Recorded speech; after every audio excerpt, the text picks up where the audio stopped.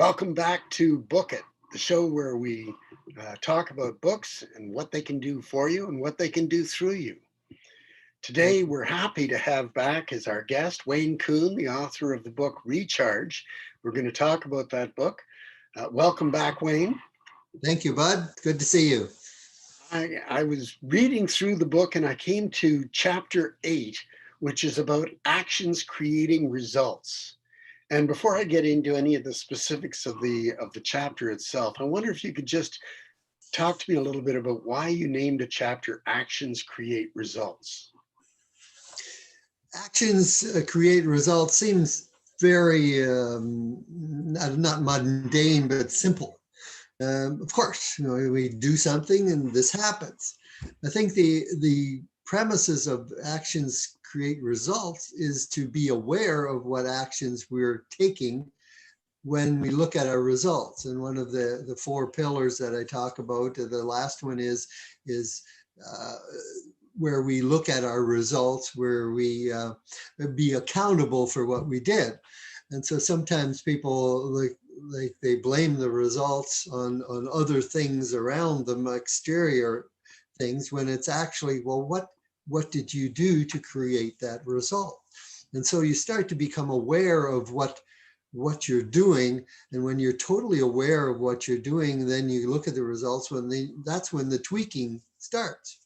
One of the things I remember as a realtor, over and over again, they always told us, well, set goals, you set your goals. And every year we used to set goals. And then we'd look at the end of the year and think, oh, we didn't reach our goal. Okay, well, let's try next year. But we wouldn't change our actions. We wouldn't change the way we did anything. So yet we were expecting different results. And I think, oh, this isn't working. And so when you start to become aware of that, and the simplicity is there, but a lot of people just aren't taking ownership to that and aren't making the changes they need to affect the end result. Makes a lot of sense. Einstein said, doing the same thing over and over and expecting different results is the definition of insanity. So people say, not paying attention to your actions is kind of crazy. Mm-hmm. So that's the way they think of it. You have a great example. I love how you use the imagery of the car in this. But in this case, it's the driver of the car I think you're more focused on. Can you tell us a little bit about that? Yeah, that's an example I use in one of the workshops that I do, because everybody or most people drive a car. And so it's an easy thing to hook into. And I'll say to people, the next time you are driving down the highway, look at your hands and the location of them and what they're doing. And I'll say, okay, and their hand will be going like this. And they think, wow. The first time I realized that, and I watched my hand, and I go, my hand was going up and down, and it was keeping the car on the road. Yet my mind wasn't there at all. It was on the song or where I was going or what was it, So what happens is your muscles and your mind are automatic, and they will drive the car automatically. Now that doesn't mean when somebody jumps out in front of you, you don't react right away, or when you come to a stop sign, you slow down and stop, because those are all pre-programmed things. So these are automatic actions. And when I realize this and start talking about this to my audience, they realize that, yeah, we often drive to a spot and stop and look and think back, and how do we get here? Because it was automatic. So now you become conscious of every move you make. So when you get in your car, be aware of where your keys are, what you're doing, and start breaking it down.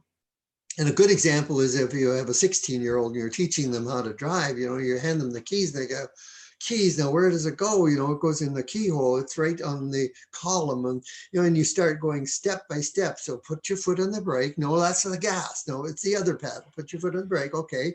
So now you're going to turn the key and it's going to go, rrr, rrr, rrr. Now don't do anything else until I tell you to, right? You put it into drive. Yeah. And so it's one of those step-by-step things that you have to consciously go through with somebody that's never done it before. So the reason I say this is now take that simple example of driving a car and apply it to everything else we do in life. And so that's where being conscious of your actions comes in. We get up in the morning, we brush our teeth, and if you're conscious of it, you likely do the one side, then the other side, then the back and the front. We do it like this, bang, bang, bang. We get up, we put our pants on. Did you ever wonder if you put the right leg in or the left leg? Try reversing them. It'll drive you crazy. So little things we do all the time. So what other things are we doing automatically every day that if we became conscious of them and shifted them, we would get better results? And those are the things that I address in this chapter more than anything. And then try to get people thinking about, wow, I'm not doing this, but if I did do it, I would get a better result. So yeah, That's yeah. something that occurred to me while I was reading that in your book, is the idea of having somebody giving you feedback. You and I both belong to Toastmasters, and those of our listeners who are members of Toastmasters know that there's uh, a role in every meeting. We get somebody to fill called the counter. It is a person who counts filler words that don't contribute to what you're saying, but we say them anyway. And anyone who's watched a lot of the politicians in our world, the prepared speeches they're great at, but you put them in front of a scrum of press people, and their answers become filled with uhs and ums, and they don't even know they're doing it. Definitely, And definitely. it's the same thing in business and in everyday life, is that there are things we are doing that are literally undermining our goals. And as you've pointed out in this chapter, actions are what create your results. And so if your actions are things that undermine your goals, guess what? Mm-hmm. Mm-hmm. Yep. That's something that's going to happen. Um, Definitely, I I definitely.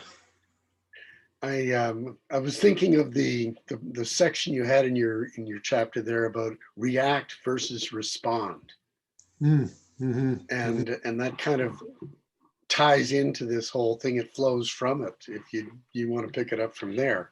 Definitely, definitely. And I think that what I would say to that is the more recharged you become, the more aware you become, the more higher mindset that you function in, then you start to realize that some of the things you react to, you will be able to stop and think through.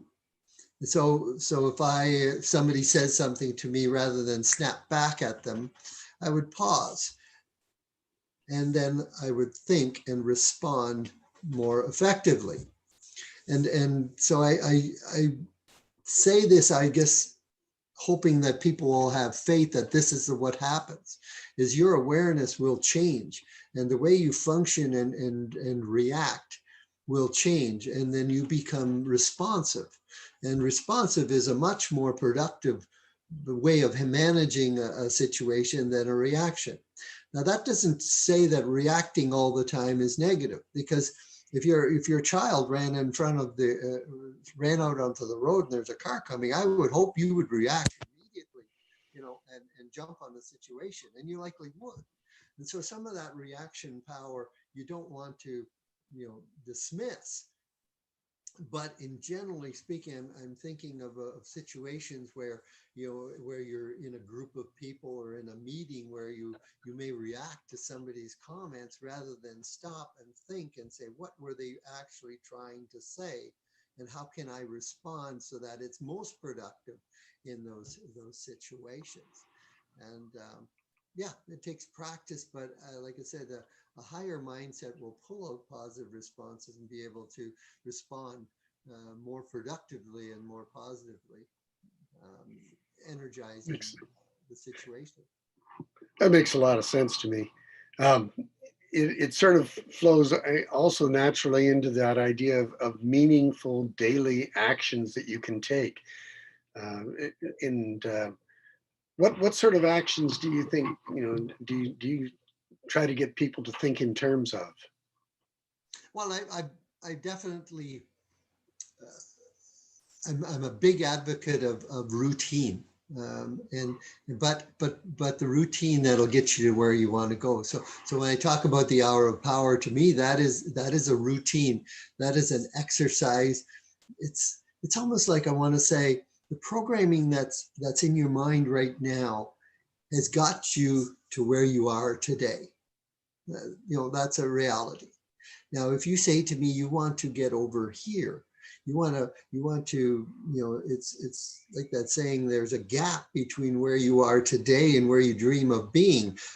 That gap is where your thoughts are, and that it's in that gap where we try to, build from and make those changes. And so if I can, so the program you have today, my goal is to change that program. And the way we change that program is through repetition.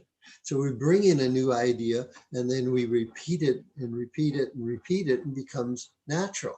It's like you want to learn to play the piano. So I'm going to ask you to run the scales every day for 10 minutes, up, down, until your fingers become lubricant and you can hit those notes without doing it. Same with learning to type. That's how we do it. Repetition, repetition, repetition.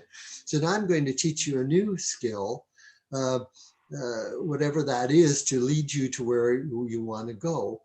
Maybe it's speaking, maybe it's writing, maybe it's interaction, and might be running. Whatever skill you want to learn, it's that repetition that will change your mindset. And so that's what we encourage and try to teach. It makes a lot of sense to me. The idea that you don't just go through your day, you plan how you're going to go through your day, and you plan it with actions that are going to achieve your goals. This goes back to what we were talking about earlier. Doing the same thing is going to get you to the same place. If you want to get to a different place, then you've got to figure out what actions are going to get you there. I love that thinking. And it's sort of the next step that I thought of when I was reading your chapter. I love, the fact that you go back to the car analogies a lot. And that's not a bad thing. It's what you know about because you spend a lot of time in your car. But the last thing you went into in that chapter is the idea of the tune-up, the activity of the tune-up. You were wondering where I was going there, weren't you? Why is he back to the car? But yeah, you talk about it. And I mean, anybody who's had a car knows that if you don't get a tune-up every once in a while, you're going to have problems. But tell me what you mean by it in the context of people and how they are growing in their lives. Yeah, in the tune-up section, I basically asked 4 questions, and I think tune-up is a matter of stopping life, sitting back and saying, and ask yourself, am I doing what I want to do? Am I achieving the results I want? Am I happy in what's happening? And how is this affecting things around me? I believe there's too many people that are on this treadmill and they're running. Not physically running, but life is going on. They go to work, they come home, they have supper, they watch TV, go to bed, and you do this 5 days a week. Oh, it's the weekend, and it becomes repetitive.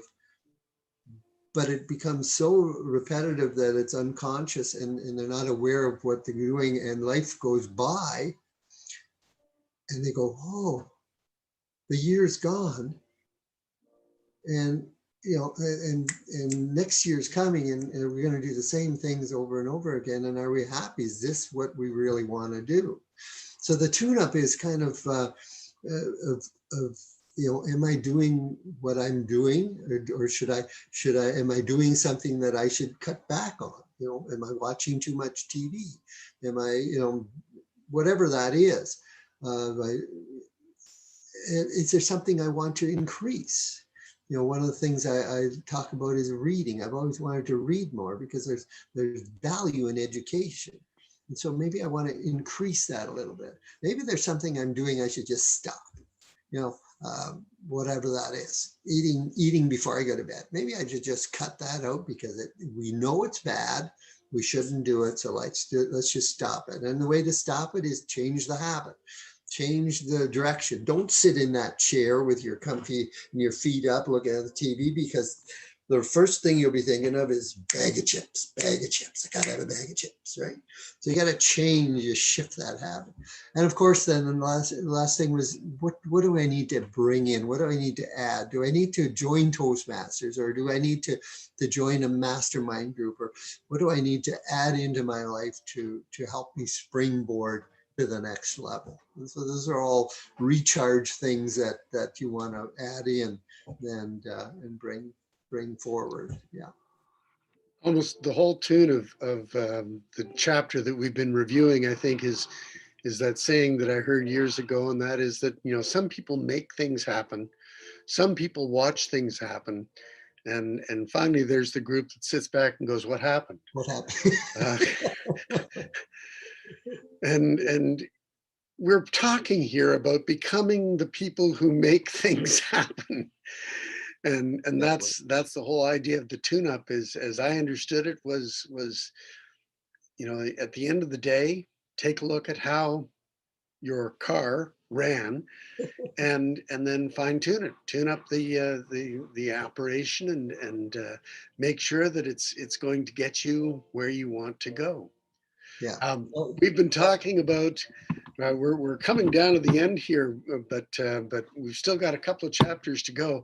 But we've been talking about chapter 8 of Wayne's book, Recharge, and I strongly encourage our watchers, our viewers, to go onto Amazon. You don't have to go to a bookstore and risk getting, you know, sick or something like that, but go onto Amazon, or and log in there and type in Wayne Kuhn, Kuhn, and Recharge, and that book is going to pop right up, and all you have to do is click on Add to Cart, and you can have Wayne's book in a couple of days.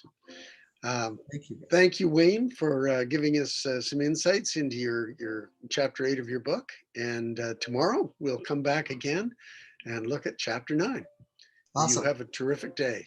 Thank you, Bud. And you too. Take care. Bye for now.